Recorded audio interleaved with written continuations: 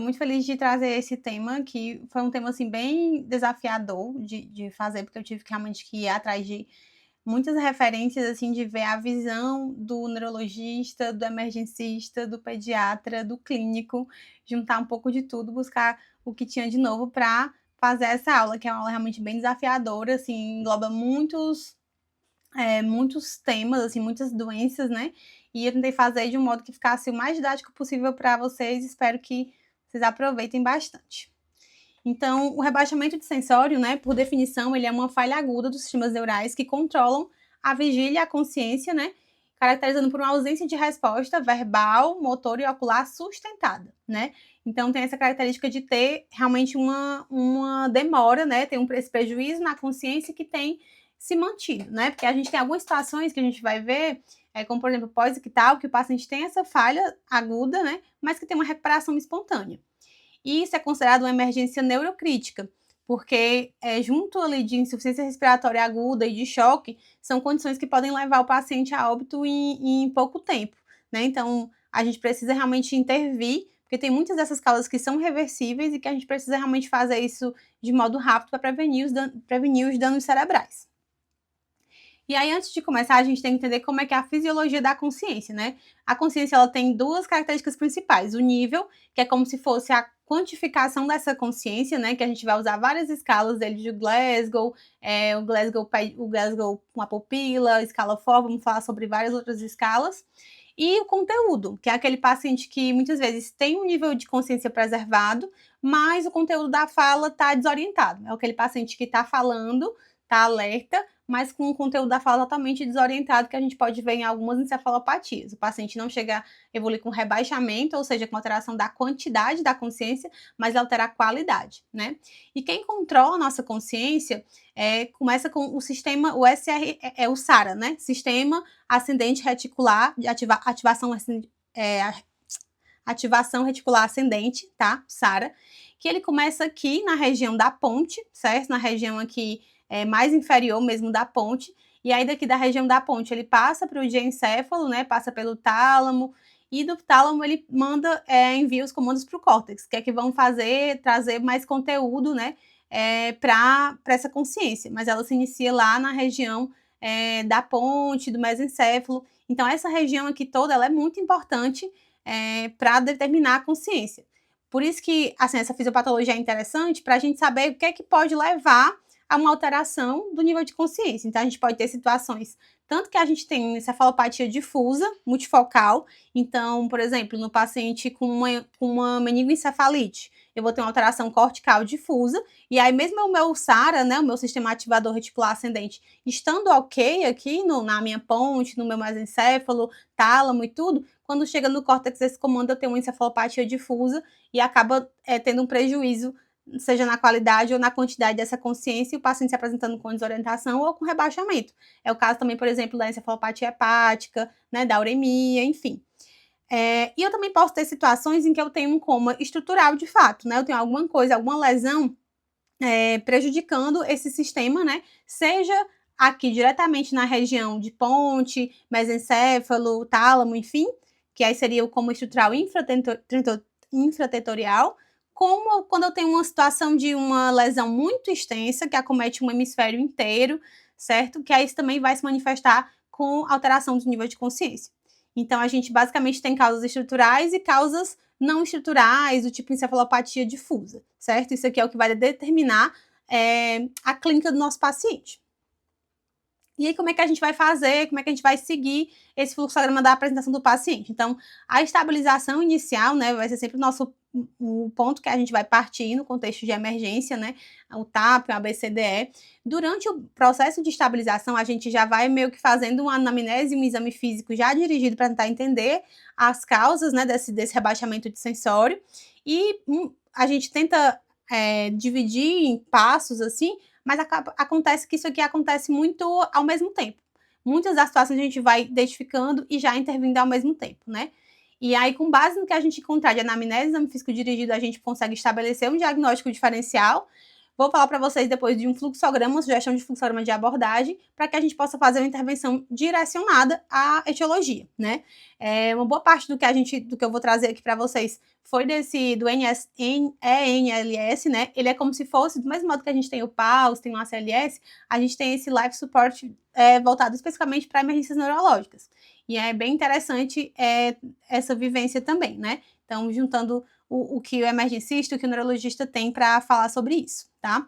Então, aquela criança que chegou desacordada, aquela mãe que entra ali na sala, naquela correria, leva direto para a sala vermelha, falando que a criança está desmaiada, a criança está desacordada. Então, todo o atendimento inicial, né, da criança gravemente enferma vai passar pelo TAP, em que a gente vai avaliar a aparência, a respiração e a cor, né, faz o ABC, para ver como é que tá aquela criança. E aí, na aparência, a gente já viu que era uma criança que não tinha tônus, que não tinha interação, que não estava abrindo o olho, que não estava falando, estava realmente sem resposta, né? E aí, essa criança a gente vai levar para a sala vermelha. Na sala vermelha, depois de aplicar o TAP, a gente viu que era uma criança que estava ali inconsciente, mas a gente tem que observar o segundo ponto, né? Que a gente eu tento colocar o mais didático possível aqui na aula, mas trazendo também para a prática. Quando chega essa criança largada, inconsciente, desmaiada, digamos assim, nosso primeiro passo tem que ver se essa criança tem respiração e tem pulso, né? Porque se essa paciente está em apneia ou gasping, a gente tem que checar pulso. Se tem pulso ausente, aí é um paciente que eu vou ter que seguir o fluxograma de parada cardiorrespiratória ou parada respiratória se ele tem pulso, mas não tem respiração, tá? Mas se é um paciente que chega ali inconsciente, mas tem respiração, tem pulso, aí a gente vai seguir o fluxograma do MOV mais ABCDE. Então, monitorização, fornecer O2, funcionar acesso e fazer a avaliação do ABCDE. Aí, lembrando que aqui, a forma de chegar à responsividade nesse momento, né, a gente tem o estímulo aqui glabelar, o estímulo no dedo, né, e o estímulo external, tá? E aí, quando eu fiz essa avaliação, vou partir para o meu ABCDE. A gente vai colocar aqui de modo didático, mas na prática as coisas vão acontecendo muitas vezes meio que juntas, né? Então, falando do A, com relação à proteção cervical, né? Se tiver uma suspeita de TCE como causa desse rebaixamento sensório, esse paciente precisa de proteção cervical, tá certo? Então, se já tem o acompanhante já vem trazendo uma história de trauma, ou se o paciente já vem com sinais, né, de trauma que a gente vai conversar mais à frente, é um paciente que precisa de proteção cervical. Os demais pacientes que não têm essa suspeita, não há obrigatoriedade de botar o colar nesse momento. E o segundo ponto do A é assegurar a via aérea, tá? E aqui eu já começo trazendo uma polêmica para a aula, que é a questão do Glasgow, né? O score de Glasgow, aquele critério de todo paciente com Glasgow menor ou igual a 8 é igual a TOT. Isso aí tem sido um pouco questionado ultimamente. Por quê? O Glasgow é uma escala que foi feita para o trauma. Ela foi criada e validada para o trauma, tá? Mas para pacientes clínicos, ela não foi ainda validada. Assim, ela não tem. A gente tem visto ao longo dos anos que tem algumas outras escalas que podem ter uma correlação um pouco melhor. Então, o que acontece? O paciente pode ter um Glasgow menor ou igual a 8, mas mesmo assim ter um reflexo de tosse e deglutição preservado, certo? Aquele paciente que tem um Glasgow menor ou igual a 8, mas que tem uma ausência de reflexo de tosse, de deglutição, tem um risco muito alto de broncoaspiração. Ou esse paciente está com Glasgow menor ou igual a 8, ele pode não estar sendo capaz de manter a ventilação adequada, então pode evoluir com hipoventilação e hipercapnia. Mas isso nem sempre vai significar uma intubação imediata. A gente pode avaliar cada caso a caso, né? Se o paciente tem reflexo de proteção presente, se ele tem ventilação espontânea adequada, se está com estabilidade hemodinâmica neurológica e qual a causa daquele meu rebaixamento, né? Porque se o paciente tem um Glasgow menor ou igual a 8, mas está ventilando bem, com reflexos de tosse, né? Reflexos de manutenção de via aérea presentes, né? Sem hipertensão intracraniana, então tem que estar com estabilidade hemodinâmica neurológica, né? Com um potencial de reversão, então a gente pode observar de forma muito próxima. Claro que esse paciente continua sendo um paciente com alto risco para IOT, mas eu estou trazendo aqui para despertar, para a gente ter um olhar mais crítico sobre essas situações, certo? E quem está dizendo isso não sou eu, são os estudos, né? Tem alguns estudos já avaliando, inclusive essa revisão, são 3 estudos que avaliaram populações traumáticas, não traumáticas, incluindo um grupo pediátrico e um dos grupos também era misto, tinha ped e adulto. E aí não tem essa evidência clara de que, para todos os pacientes, principalmente nos não traumáticos, de que esse Glasgow menor ou igual a 8 tenha realmente um menor risco de aspiração. Então, você tem que realmente correlacionar com outros dados, com os reflexos de proteção de via aérea, tá? Ainda, claro, é uma coisa mais incipiente, mas assim, não nos proíbe, né, de fazer a observação nesse momento. Porque o que eles observaram, né, que tem muitos pacientes que chegam com alteração neurológica, alguma queixa neurológica, que mesmo com Glasgow 15, ele pode ter um reflexo, aí 22% tinham um reflexo ausente, e aí nesse mesmo estudo, alguns pacientes com Glasgow menor do que a 8, 36% deles conseguiam manter um reflexo presente, normal. Então, eles viram que não tinha uma correlação exatamente tão perfeita, né, do Glasgow com a manutenção de perviedade de via aérea, com a redução do risco de broncoaspiração, com a redução do risco de hipoventilação, tá? Então, assim, Glasgow menor igual a 8 é igual a intubação imediata? Depende. Pode ser que sim, mas pode ser que a gente consiga observar por um tempo, se eu tenho aquelas condições, se eu tenho um paciente que está mantendo, que tem reflexos presentes, que está mantendo ventilação adequada, que tem estabilidade hemodinâmica e neurológica. Então, não é um paciente que, por exemplo, é um paciente do TCE, aí já é trauma, é diferente. Glasgow menor igual a 8, TOT, trauma. No paciente não traumático, a gente pode aí abrir uma interrogação e pensar um pouco, questionar um pouco, ser crítico com relação a isso, tá? Porque pode ser que esse paciente, principalmente nas condições que são reversíveis, que tem um potencial de reversão, de resolução. Então, assim, por exemplo, intoxicação exógena. É um caso super comum. O paciente chegar com rebaixamento sensório, com intoxicação exógena, mas muitas vezes está conseguindo manter perviedade de via aérea, está conseguindo manter ventilação, e eu sei que é uma condição que pode ser potencialmente reversível. Então, os estudos já sustentam que a gente pode sim fazer uma observação próxima, claro, né? Com todo o material de OT separado, com observação realmente próxima, numa situação que eu tenho como observar. Numa situação, e assim, isso é um ponto até que eu sempre coloco quando a gente discute casos clínicos, né? Lá no Instagram, no grupo, enfim, que isso tudo depende, né? Depende muito de onde você tá. Se você tá, sei lá, na emergência do HGF, numa lotação, uma ruma de paciente, claro que, assim, o risco, a chance de você fazer uma observação adequada é muito baixa. Mas se você está numa sala de TRR ou numa reanimação que você está com um paciente ali, clínico, não traumático, a opção da observação, desde que ele atenda aqueles outros critérios também, tá? Então, isoladamente, não justifica intubação imediata. Você deve considerar os reflexos de proteção, a ventilação espontânea e eficaz e o contexto clínico, a estabilidade do paciente, a causa daquele rebaixamento sensório, tá?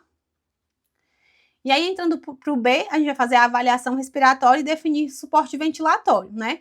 Então, duas coisas importantes aqui, né? São atentar para a frequência respiratória, principalmente para a bradipneia, porque esses pacientes do rebaixamento sensório, por vezes, né? Eles acabam evoluindo com bradipneia, né? Com retenção de CO2, com hipercapnia. Então, são pacientes que a gente tem que realmente estar atento para a frequência respiratória, né? E aqui a gente já está falando de um outro critério de intubação. Né? Eu tenho aquele paciente lá do Glasgow menor igual a 8 que tá fazendo bradipneia, não é um paciente que eu vou, não, vamos aqui observar porque a Ágila falou na aula que não. Eu tenho que ter tudo bonitinho, certo? O paciente tá com Glasgow menor que 8 já está ficando bradipneico, então aquele Glasgow menor do que 8, sim, é um Glasgow que tem uma correlação com o grau de proteção de viária dele, tá? E o segundo ponto é avaliar o padrão respiratório. Essa parte aqui é a parte, muitas vezes, até que a gente lê várias vezes, estuda várias vezes e sempre esquece, né? Mas é muito importante a gente saber porque eles nos ajudam a anatomizar a queixa, né? Anatomizar o rebaixamento sensório. Então aqui a gente tem 3 respirações principais que eu vou pontuar para vocês, tá? Então a de Cheyne-Stokes, que já é mais conhecida, né? Que é esse padrão que o paciente faz uma apneia, aí ele começa a hiperventilar, hiperventilar, hiperventilar, começa a reduzir depois o volume corrente e faz a apneia novamente, tá? Que ela está mais relacionada a lesões hemisféricas ou diencefálicas, então tem muito mais relação com lesões que pegam, assim, grandes regiões, aquelas lesões hemisféricas, ou aquele paciente da encefalopatia cortical difusa, tá? E aí eu tenho outros tipos aqui, né, mas queria falar da de BO, que é a respiração que tem mais, é uma respiração bem atáxica mesmo, né, e o paciente não tem tem momentos de apneia intercalado com momentos de hiperventilação com um volume mais alto, depois com um volume mais baixo, é uma respiração bem anárquica mesmo, e ela é um tipo de respiração, um padrão de respiração que tem anatomização aqui no bulbo, então é um padrão que a gente tem que atentar porque ele demonstra um pior prognóstico com relação ao neurológico daquele paciente do que o de Cheyne-Stokes. E o terceiro é a de Kussmaul, né, que a gente sempre acaba confundindo com esses aqui, mas o Kussmaul, ele tem relação com a questão da acidose, então tá muito relacionado à cetoacidose diabética, né, então para lembrar aqui, esse Shine Stokes, o C, a gente vai lembrar de cérebro, o córtex, que é sempre uma lesão mais cortical, né, mais para cima, e o B vai lembrar de bulbo, que é a parte final aqui, nosso tronco, né, que vai poder nos localizar como uma lesão mais preocupante, né, porque se eu já tenho lesão aqui do meu bulbo, eu tenho um risco de evolução com parada respiratória importante. E a de Kussmaul, né, do K, a gente vai lembrar do keto, né, de cetoacidose diabética, que no inglês é com K, tá? Então, aqui só para colocar o exemplo, né, de como que elas funcionam. Essa primeira aqui, a de Kussmaul, são incursões, né, bem amplas e rítmicas e regulares, né? É a respiração bem acidótica. Vou colocar de novo aqui do começo.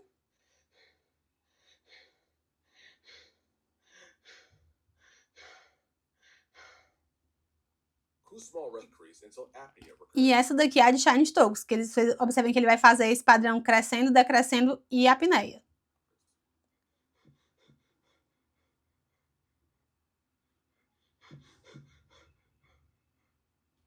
E o último é a de Biot, que é a respiração mais anárquica, que ele faz umas pausas inesperadas. E aí, por vezes, ele faz um volume mais alto, por vezes, ele faz um volume mais baixo. O importante daqui é entender que a de Biot tem relação com o pior prognóstico, que é mais baixo. A de Shine Stokes é a que a gente mais vai encontrar nos pacientes neurológicos, porque são lesões mais corticais, ou de encefálicas, enfim. E não confundir com a de Kussmaul, que é relacionada à acidose, tá? Aí, ainda na avaliação do B, a gente vai ver como que está a oxigenação e ventilação do meu paciente, tá? A gente vai suplementar O2 se estiver saturando menos que 94. A meta de saturação para esse paciente aqui é manter acima de 94, tá? Porque eu quero evitar hipóxia para evitar que piore a minha lesão cerebral, tá? Ao mesmo tempo, eu também tenho que evitar hiperóxia, porque uma hiperóxia, né, um PaO2 acima de 200, também está relacionada à lesão oxidativa, porque eu tenho formação daquelas espécies reativas de oxigênio, né? Como também o excesso de O2 faz vasoconstrição cerebral. E isso aqui também pode piorar a perfusão do meu tecido que está ali sofrendo ou em sofrimento, né?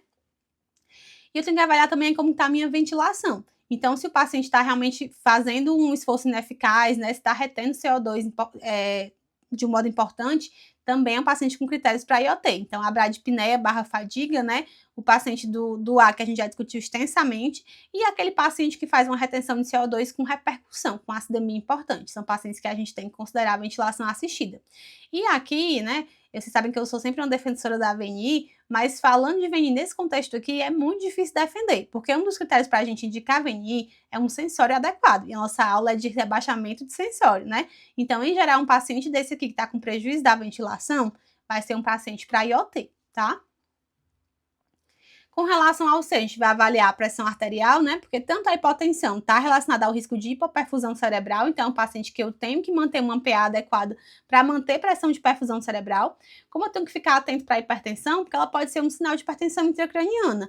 E muitas vezes, dependendo da etiologia da qual eu estou diante, pode ser que eu não precise realmente intervir nessa hipertensão, porque muitas vezes ela é um mecanismo autorregulatório cerebral para manter a PPC. Imagine uma situação de aumento da pressão intracraniana, e essa parte aqui, a fisiologia de Monro-Kelly e tudo, tá lá na aula de hipertensão intracraniana, que tá super bacana, tá? Mas só pincelando rapidinho aqui para vocês entenderem, quando eu tenho um aumento da pressão intracraniana, o meu corpo, ele tenta aumentar a minha PAN para manter a minha PPC. PPC é a pressão de perfusão cerebral. Ela é a PAN menos a PIC, tá? Então, assim, a pressão lá super alta, não tá chegando sangue que preste, o que o corpo faz? Aumenta a PA para poder chegar sangue lá e manter a pressão de perfusão cerebral. Então, numa situação como essa, a hipertensão ela é um mecanismo regulatório. E se eu olho para essa PA aqui, numa situação de hipertensão intracraniana, e eu resolvo fazer um antihipertensivo, eu acabo diminuindo a minha pressão de perfusão cerebral e aumentando a lesão daquele cérebro que já está em sofrimento, que vai cursar com isquemia ali junto, tá? Vou ver como é que tá a minha perfusão periférica, avaliar a frequência cardíaca, posso ter um paciente que está taquicárdico no contexto de choque compensado, febre, dor, por exemplo, um paciente que está séptico por uma meningite, ou que ele tem um rebaixamento sensório pela sepse mesmo, como disfunção orgânica neurológica, ele pode estar taquicárdico e pode ser um sinal para eu atentar para compensar algo que está sendo necessário compensar. Até porque, vocês vão ver na aula lá de hipertensão intracraniana também, dentro dos cuidados neurocríticos, eu tenho que deixar meu paciente tudo normotérmico, controlador, enfim, todo estímulo que possa aumentar a minha pressão intracraniana, tá? A bradicardia, atentar, porque ela pode ser um sinal possível, né, de hipertensão intracraniana avançada, junto ali, né, da hipertensão, a bradicardia com a alteração respiratória, naquele padrão ali como o Chine-Stokes, como o Biot, pode ser um sinal de herniação, tá? É a tríade de Cushing, né, que é sinal de herniação. Então, avaliar pulsos periféricos centrais, né, que entra nessa questão mesmo do choque, e o estado de hidratação. Então, a minha meta é manter uma PPC adequada, né? Em crianças, a PPC-alvo é em torno de 40 nos menores de 5 anos, em torno de 50 de 4 nos as menores de 4, 40, aí em torno de 50 até a adolescência e em torno de 60 nos adolescentes, tá? E aí, nossa primeira conduta, assim, no paciente chocado, né? Vai ser a expansão volêmica, mas a gente tem que ter cuidado. Essa expansão aqui tem que ser comedida, né? Evitar excesso de volume no paciente que tem suspeita de hipertensão intracraniana, porque eu posso piorar o edema cerebral. E aí, se refratário, iniciar a droga vasoativa precocemente, que vocês sabem que essa é uma bandeira também que eu super levanto, né? E aí vai ser noradrenalina conforme o contexto do meu paciente, né? Se eu estou diante de um paciente com mais disfunção miocárdica ou se eu estou diante de um paciente que tem mais choque vasoplégico mesmo. Vocês já devem ter aprendido tudo lá na aula de droga vasoativa. E aí, aquele ponto que eu já comentei, né? Se hipertensão com suspeita de hipertensão intracraniana, não reduzir a APA agressivamente, porque isso pode precipitar a isquemia cerebral. Aí, chegando na avaliação do D, né? A gente vai fazer a nossa avaliação neurológica completa. E aqui é um D realmente bem feito. Tenho que fazer esses 4 pontos, são super importantes, que são nível de consciência, avaliação pupilar, avaliação do tronco e avaliação da minha resposta motora. E aí eu coloquei grandão aqui a avaliação do destro, né? O famoso DX, ou a glicemia capilar, porque essa é a principal causa reversível de rebaixamento do sensório no pronto-socorro infantil, tá? Então, assim, a glicemia vai automático. O paciente entrou com rebaixamento sensório, glicemia tem que ser pedida realmente assim que o paciente entra, tá? Então, assim, lembrando aqui que isso está junto aqui do D, tá? E aí, falando agora dos 4 pontos que a gente vai avaliar. Então, aqui esse D não é aquele D simples que quando a gente falou de outros, em outras situações, quando a gente falou de arritmia, de outras situações, nosso D era mais simples, era ali a avaliação Glasgow Pupila DX, né? Aqui a gente tá falando de rebaixamento sensório, então o nosso D é super importante para ajudar a anatomizar, a localizar a queixa, a entender se ela é estrutural ou não estrutural, para poder intervir adequadamente no meu paciente. Então, vamos lá. Com relação à avaliação da consciência, né, do nível de consciência, a gente vai desde escalas básicas, como a VDI, que é aquele paciente, o A é aquele que está alerta, o V é o que responde à voz, o D é o que responde à dor, e o I o que está inconsciente, né, que é uma escala só rápida ali para triagem mesmo, é mais usada mesmo na porta, enfim, não é o que a gente vai avaliar para definir com um dos nossos pacientes. Na sequência, a gente vai ter a escala de Glasgow, modificada para pediatria, né, que é essa daqui, a gente tem que atentar naqueles pacientes lactentes, menores de 1 ano, a gente não vai esperar que o paciente tenha uma resposta verbal orientada, porque isso é difícil né, é impossível para uma criança que ainda não fala, então a gente tem que ter adaptação pediátrica. E aí, como é que funciona, né? Com relação à abertura ocular, é igual, né? Espontânea, com fala, dor e não tem. Com relação à resposta verbal, onde a gente pontua no adulto, né? No escolar ou no adulto, com resposta orientada, a criança lactente é o que ela normalmente faz, é aquele balbucio normal ali, a criança tentando falar ali, né? A resposta confusa vai ser semelhante a um choro irritado, tá? A inapropriada, como se o paciente que chora a dor. O dos sons incompreensíveis é aquele paciente que geme a dor, tá? E aqui não tem. E com relação à resposta motora, obedecer comando não é uma coisa que eu espero para um lactente, né? Então, eu vou observar os movimentos espontâneos normais, né? Aquele bebezinho que tá ali no berço, se mexendo ali, mexendo a mãozinha, mexendo as perninhas, tá? A localização à dor é aquele paciente que retira o toque, que você mexe na mãozinha e ele tenta mexer, retirar a mão, né? Ele tá respondendo aquele paciente que está ali hipoativo no leito, mas que quando você foi mexer, ele mexeu a mãozinha. Então, aquele paciente hipoativo, porém reativo, tá? A retirada da dor e o restante aqui é igual também no adulto, tá?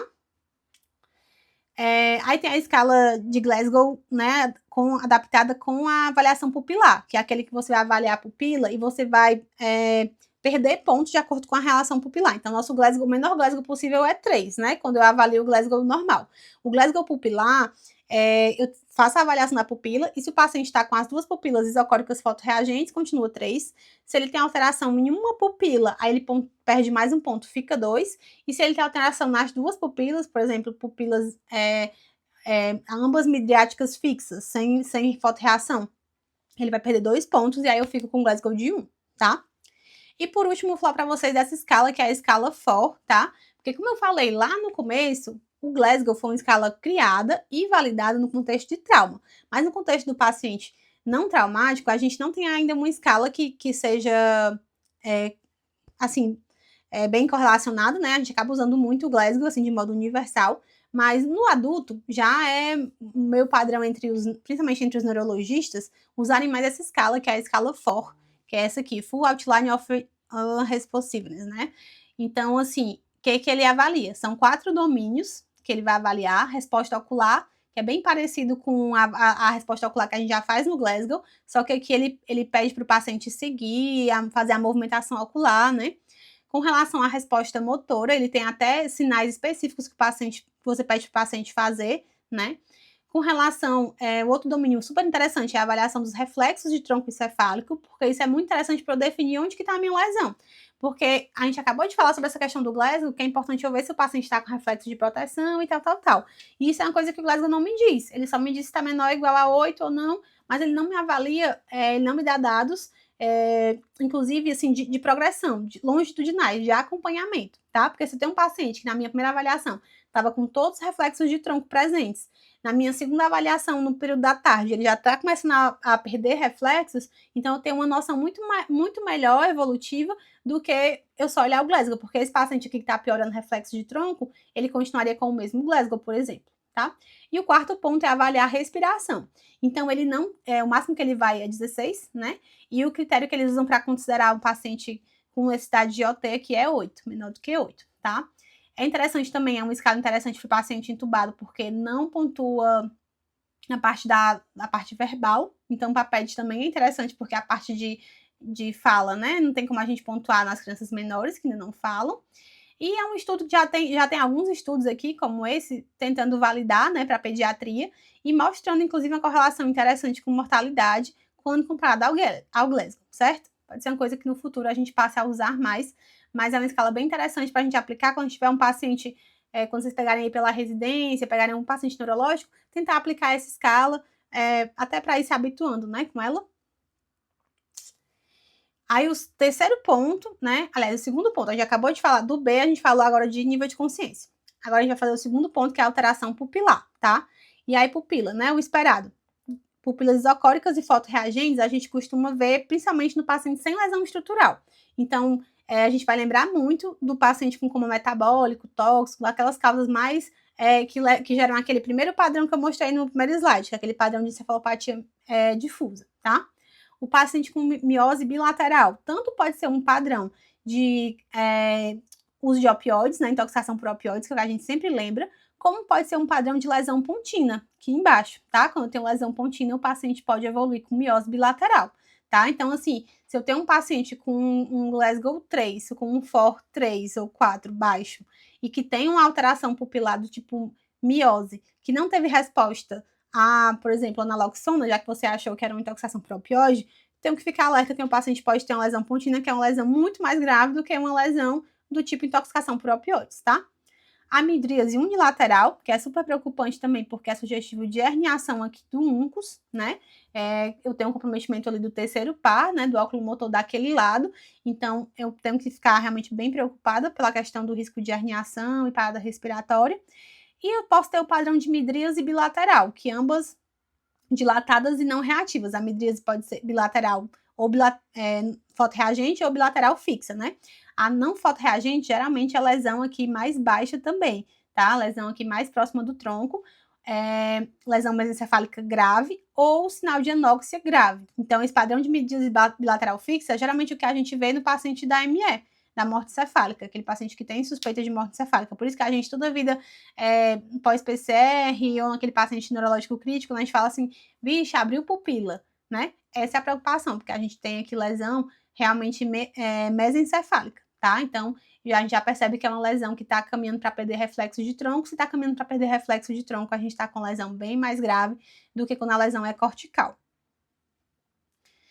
Então, terceiro ponto, né? Já falamos de nível de consciência, de pupila. Terceiro ponto da avaliação neurológica é avaliar os reflexos de tronco, tá? Super importante, como eu falei, tá dentro da escala FOR também, né? Porque justamente eles vão me falar diretamente sobre o SARA, o Sistema de Ativação Reticular Ascendente. Vocês viram que ele começa ali no meu tronco, né? E ele sobe para o meu córtex. E aí é super importante eu ter essa noção para eu ver se aquela lesão do paciente está ali realmente parece só encefalopatia difusa, multifocal, enfim, deve ser alguma coisa metabólica, mas se ele tem alteração de tronco, já pode ser alguma coisa mais séria, né? Então, quais são os reflexos de tronco? O próprio reflexo de pupila e fotomotor, né? Porque o terceiro pá tá ali no mesencéfalo. Reflexo de tosse, que a gente pode fazer no paciente entubado, né? Pelo tubo mesmo, colocando alguma sondinha, fazendo algum movimento do tipo. É importante lembrar de não testar o estímulo de tosse no paciente que não está entubado, porque eu posso acabar induzindo a broncoaspiração, né? O paciente pode acabar vomitando e broncoaspirando. Aí o reflexo córneo palpebral, que é esse aqui, né? Quando eu faço o estímulo na córnea, o paciente tem que piscar, então se ele não tiver esse reflexo aí, já é uma coisa que chama a atenção e já é uma coisa que pontua menos lá na escala FOR, né? Aí o terceiro é a avaliação do reflexo óculo-cefálico, que é esse do reflexo da boneca, né? Que é quando você faz a movimentação do paciente para os lados e avalia se o olhar está acompanhando ou não, tá? Que é aquele olhar de boneca. E por último, as provas vestibulares, que é aquela colocar água quente ou água fria, né, no canal auditivo, depois que você faz a otoscopia, vê que não tem cerume nem nada, fazer água fria ou água quente, que é uma coisa que na prática a gente acaba não fazendo tanto, vai fazer só realmente quando, assim, vai abrir protocolo de morte encefálica, e aí a gente realmente faz as provas vestibulares. Mas para uma avaliação inicial básica, para ter noção se o paciente tem reflexo de tronco, é muito importante ver pelo menos essas, né? Se o paciente está entubado, tosse, córneo palpebral e o óculo cefálico. Isso aqui já me dá muita noção, junto da pupila, de como que é a gravidade daquele rebaixamento. Aí, por último, avaliar a resposta motora. Tanto assim, para pontuar lá no Glasgow, na escala FOR, como para a gente ver se o paciente está apresentando algum movimento espontâneo, né, movimento sugestivo de crise. Muitas vezes são movimentos discretos. Não sei se vocês viram o vídeo que eu postei hoje da criança que entrou. Era só um movimentozinho assim na boca. Só um tiquezinho aqui na boca. E aí a gente foi acrescentando droga para tentar controle de crise, né? Parou o movimento. Só que mesmo assim, depois que fez o vídeo, ela estava em estado de mal. Então, assim, não é porque é uma lesãozinha assim discreta, só focal, que não deve ser um estado de mal. Nesses pacientes assim, a gente vai realmente ter esse olhar mais atento para qualquer tipo de movimento espontâneo. As posturas anormais também a gente tem que ter bastante atenção. A decorticação, que é aquele movimento para fora, né? E a descerebração. Tem que ter atenção porque aqui a descerebração, ela é saber, né, que a descerebração ela tem pior prognóstico. É só lembrar que ó, decorticação é córtex, né? Então essa parte de cima. E descerebração é cérebro inteiro. Então é sinal de que aquela lesão ela já está descendo abaixo do mesencéfalo, né? A decorticação é acima do mesencéfalo, a descerebração é abaixo. Então é uma lesão de pior prognóstico. Então quando a gente soma, por exemplo, uma resposta como essa, né, de descerebração, com uma alteração pupilar, de uma miose bilateral que não respondeu a naloxone, com uma respiração de BO, a gente já consegue localizar que o problema do paciente está ali no tronco e é um paciente mais grave do que aquele paciente que não tem os outros achados, tá? E outro ponto também é avaliar a resposta motora de mediada. Por isso que aqui é super importante a gente testar. Vou avaliar aqui o Glasgow, como é que tá a resposta motora, para o paciente levantar uma mão. A gente vai ter que fazer todos os membros, levantar as duas mãos, as duas pernas. Porque se ele responde, não, eu pedi para levantar a mão, ele respondeu, levantou a mãozinha, fez tudo. Só que você testou só de um lado, e de repente esse paciente tinha um AVC isquêmico naquele outro lado. E aí o lado de mediado, o lado que ele não levantou, era justamente o que ele tinha perda de força. Então, nesse paciente aqui neurológico, é o paciente que realmente é aquele D bem feito. Então, a gente precisa testar os 4 membros para avaliar se não tem lesão de mediada. Porque se eu tenho lesão de mediada, já é outra coisa que me acende o alerta para que isso, a causa do rebaixamento seja de uma lesão estrutural, tá? Então, quando a gente soma tudo que a gente conversou agora, a gente consegue tentar anatomizar e localizar onde está o problema desse paciente. Então, por exemplo, se eu tenho aqui um paciente com uma respiração de BO, uma respiração bem assíncrona, comatoso, com pupilas mióticas, que está em postura de descerebração, com Babinski bilateral, eu já vejo que esse paciente deve ter alguma lesão pontina. E é um paciente bem mais grave do que esse paciente aqui, que pode estar acordado ou sonolento, tem uma pupila normal, pode estar ali hemiparético, quando eu testei os reflexos todos, eu vi que ele estava hemiparético, né? Um Babinski positivo, e aí um padrão de respiração de Chine-Stokes, que é aquele padrão que a gente falou, né? O C de cerebral, um padrão mais cortical. Então, esse paciente aqui é uma lesão cortical que pode ser justificada, inclusive, por um AVC isquêmico, né, extenso, que pegou aquela região cortical, diferente desse paciente aqui. Se for, por exemplo, AVC pontino, é um paciente bem mais grave. Então, isso aqui me ajuda muito, esse D, né, a fazer essa avaliação completa e até determinar, entender, falar sobre prognóstico, até para o colega que vai receber esse paciente num hospital de referência, tá? Aí, continuando, nosso né, a gente vai para a parte de exposição e controle de temperatura. Então, pontos importantes a avaliar. Trauma, né, ver se tem algum sinal, alguma lesão oculta no couro cabeludo, algum sinal de hematoma no couro cabeludo. Às vezes o paciente é encontrado no meio da rua, a criança é encontrada no meio da rua, desacordada. Então, muitas vezes eu não vou ter uma história boa para tirar, né? O paciente não vai fornecer dados também. Então, o meu exame físico é super rico aqui, né? Então, procurar sempre por sinais de lesões ocultas no couro cabeludo, né? Hematomas retroauriculares, como esse aqui, que é o sinal de Battle, e o hematoma periorbital, que é o sinal do guaxinim, tá? Procurar também por lesões do tipo mordedura de língua, que são sugestivos de convulsão. Se o paciente chegou lá rebaixado e aí ninguém presenciou nada, não sabe o que aconteceu, e o paciente tem uma mordedura de língua, você pode pensar que aquilo ali pode ser só um pós-ictal, né? Ou pode estar em estado de mal, enfim, mas de dar alguma lesão, algum indício, né? Avaliando pele e mucosas. O paciente pode apresentar, né, petequias e púrpuras, como essa aqui da imagem, aí já vai fazer a gente pensar em meningococcemia, um quadro infeccioso. Se o paciente tem algum exantema vesicular, né, tá com exantema vesicular aqui na região labial, em alguma região do corpo, a gente pode pensar em uma encefalite herpética, por exemplo, né? Se o paciente tem icterícia, aranhas vasculares, edema palmar, pensar em alguma hepatopatia, um paciente cirrótico hepatopata que pode estar fazendo encefalopatia hepática, tá? Avaliar a fontanela nos lactentes, né? Aquele paciente com fontanela abaulada tem que acender o alerta para hipertensão intracraniana e deprimida para desidratação. Depois que a gente fez nosso exame físico, nossa ABCDE, nossa avaliação primária, e já conseguimos intervir em algumas situações, como, por exemplo, naquele paciente com um DX alterado, um glicemia alterada, a gente já faz o flush, né?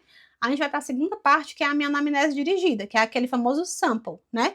Que o sample a gente vai usar esse mnemônico para tentar buscar na nossa historinha com o acompanhante, né?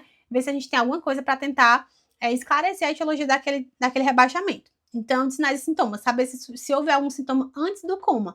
Estava com cefaleia, febre, vômitos, para pensar em alguma infecção do sistema nervoso central, cefaleia matinal, com vômitos matinais, para pensar em hipertensão intracraniana, tumores, algo do tipo. Teve convulsão, algum traumatismo recente, né?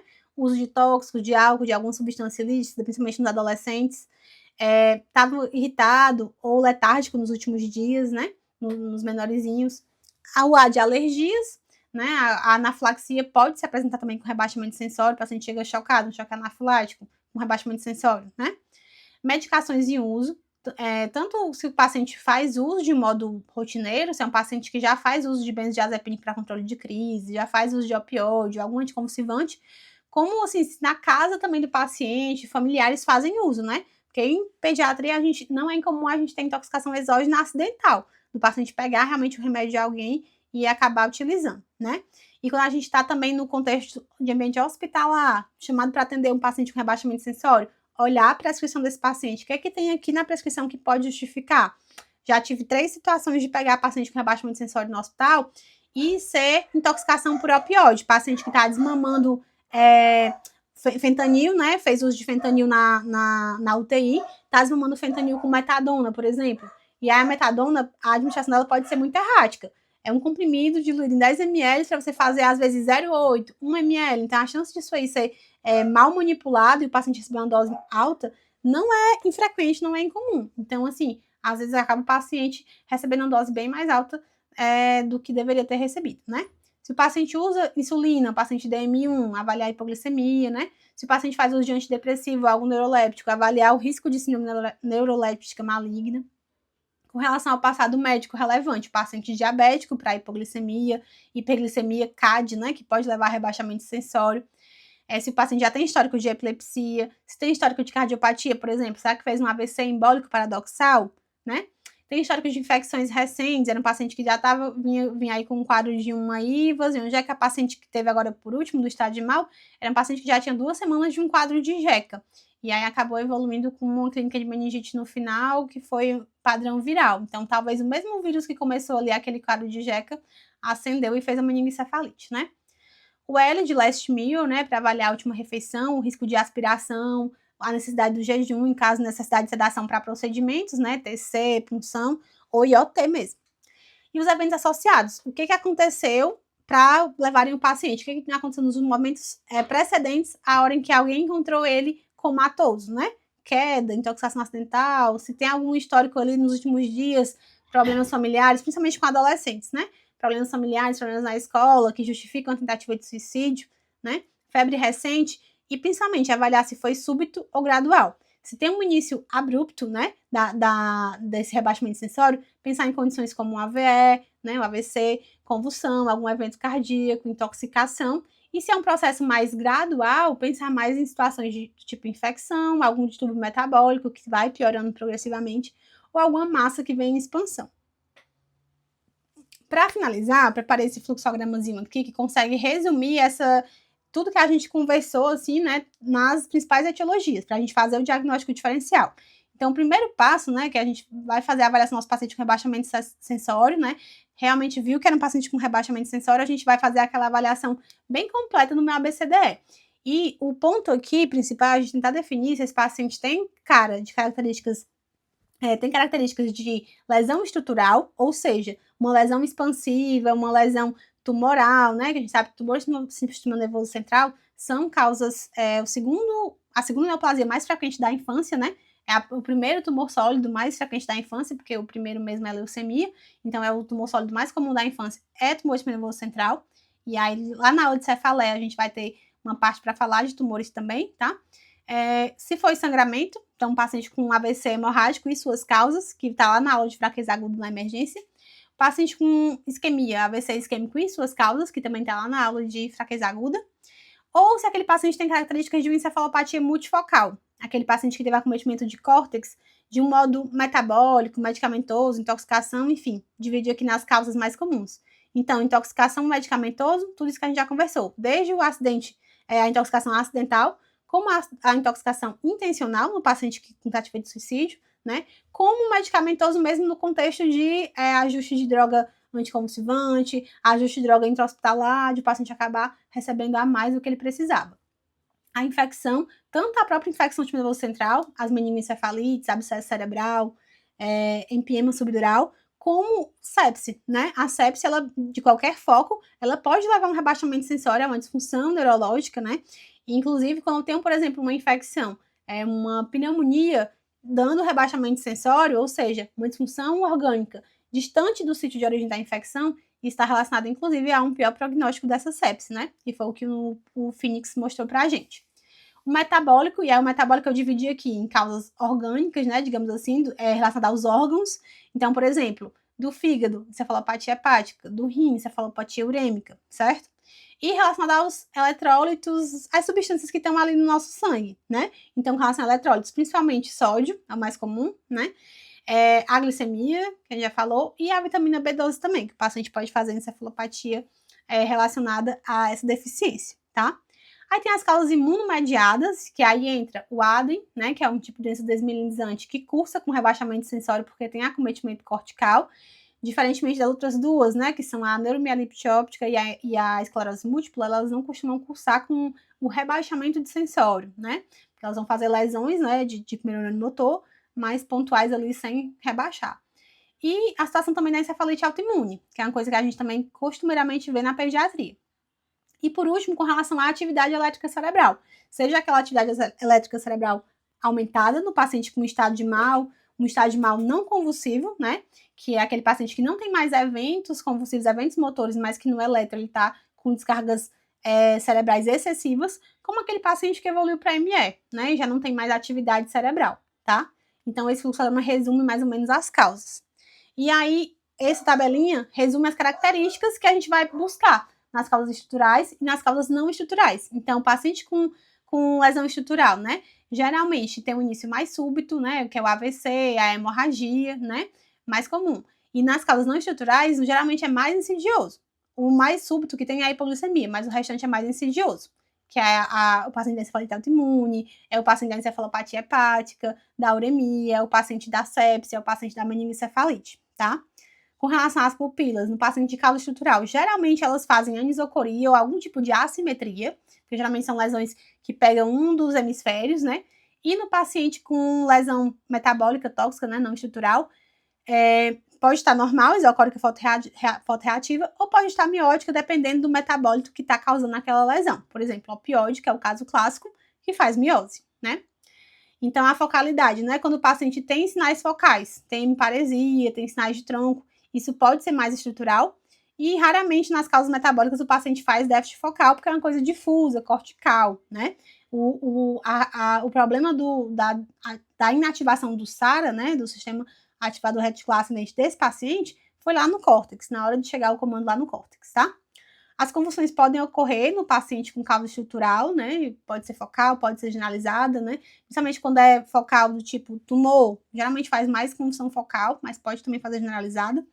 E a convulsão nas causas não estruturais é mais comum quando tem hiponatremia, hipoglicemia ou alguma intoxicação. Aí no exame de imagem, em geral, a TC ela vai ser normal no paciente com causa metabólica, eu não consigo ver muita coisa, né? A não ser que seja aquele paciente que, por exemplo, essa paciente que eu comentei hoje de manhã, foi um paciente com meningoencefalite viral, que devido à questão da infecção acaba fazendo que é inclusive a causa mais comum de AVCI, né? É a arteriopatia relacionada à infecção. Então fez um AVCI. E aí desse AVCI fez edema e do edema fez hipertensão intracraniana. Aí eu posso ver alteração focal na TC ou na ressonância. Mas a primeira TC dela era normal, porque até aquele momento a causa do rebaixamento dela não era estrutural, era uma meningoencefalite, tá? O laboratório da causa estrutural geralmente é normal ou inespecífico, enquanto que nas causas não estruturais vai ter alteração, né? Paciente com sódio alterado, a glicemia, a ureia, se eu tiver toxicológico disponível também, tá? A progressão, quando tem causas estruturais, o paciente pode deteriorar muito rápido, porque ele faz hipertensão intracraniana muito rápido, tem um risco de fazer hipertensão intracraniana, né? Principalmente se aquela lesão tá com um crescimento rápido, tipo AVCH, né? O paciente com AVCH tá sangrando ali, se aquele sangramento continua, o risco dele deteriorar muito rapidamente é muito alto. Já o paciente da causa não estrutural, em geral, ele tem uma maior estabilidade, né? E aí, justamente pelo que a gente acabou de conversar, os sinais de hipertensão intracraniana são mais comuns nas causas estruturais, tá?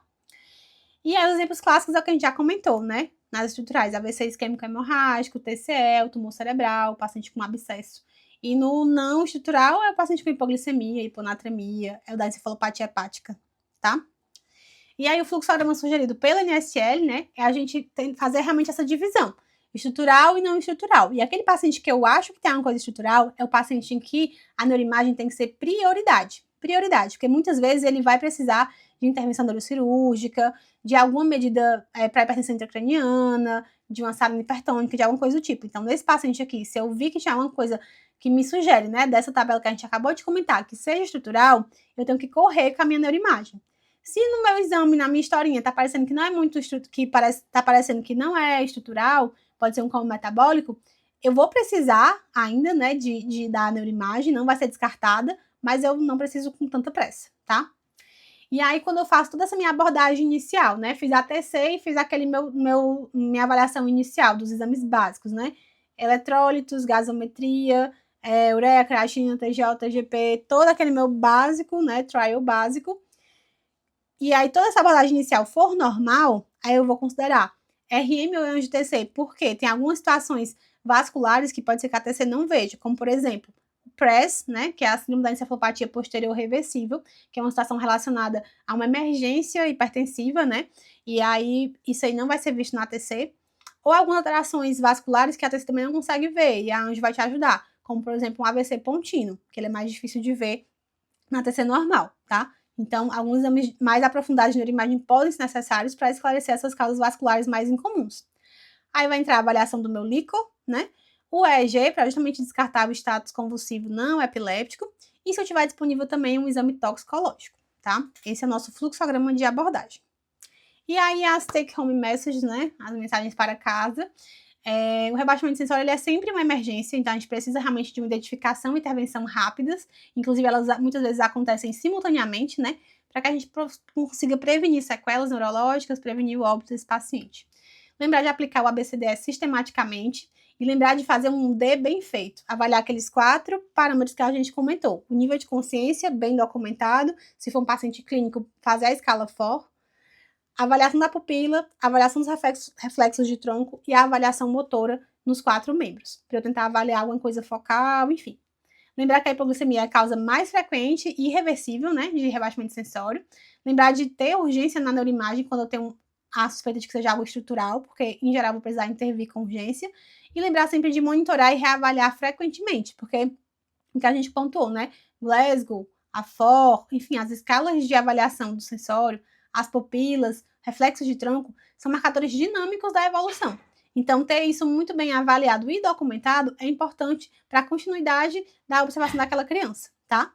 E para caso aqui também ficar esse mnemônico, né, das principais causas, né, é o IO Tips, né, Tips, dicas, né, então as dicas do IOU aqui, né, são as principais causas de rebaixamento sensório. Então, no A, álcool, né, substâncias de abuso, no E, epilepsia, encefalopatia, e aqui entra a hepática, a uremia, aliás, a uremia tá aqui. Atrações eletrolíticas, desordens endocrinológicas também, o I de insulina para lembrar da hipoglicemia, o overdose, deficiência de oxigênio, então, assim, aquele paciente chocado grave que está evoluindo com rebaixamento sensório, né? O uremia, o T, trauma, anormalidade da temperatura, que hipotermia grave, né? O paciente pode chegar com rebaixamento sensório, e o T de tumor. O I de infecção, as nossas meningoencefalites, o P de intoxicação, condições psiquiátricas, né? A gente pode ter catatonia, enfim, que são diagnósticos de exclusão. E no S, o choque, né? O AVC e lesões que estão fazendo efeito de massa, né? Ocupando lesão, enfim, lesões intracranianas, tá?